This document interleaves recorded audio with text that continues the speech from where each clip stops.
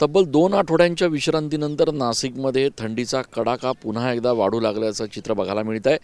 खरं तर नाशिकमध्ये गेल्या 2 आठवड्यांपासून थंडी गायब झाल्यासारखं चित्र बघायला मिळत होतं। मधल्या काळात झालेला अवकाळी पाऊस आणि त्यानंतर काहीसं ढगाळ वातावरण यामुळे थंडी अचानक गायब झाल्याचं बघायला मिळत होतं। आता मात्र उत्तरेकडील थंडीच्या शीतलहरींमुळे महाराष्ट्र आणि खास करून नाशिक आणि उत्तर महाराष्ट्रामध्ये थंडीचा कडाका पुन्हा एकदा परतल्याचं बघायला मिळतं। नाशिकमध्ये आज 11.2 अंशांचा पारा जो आहे तो या ठिकाणी खाली घसरलेला आहे, तर निफाडमध्ये 7.3 अंशांवर सध्या पारा असल्याचं बघायला मिळतं आहे।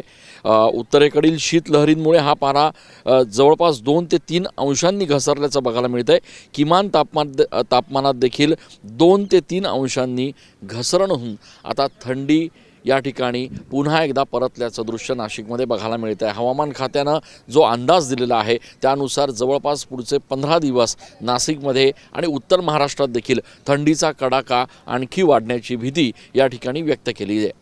कॅमेरा पर्सन प्रसाद पवारसह चंदन पूजाधिकारी TV9 मराठी।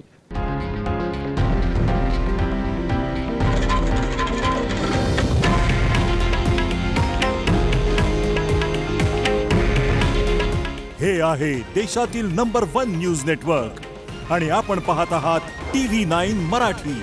काळजी तुमची, हित महाराष्ट्राचं।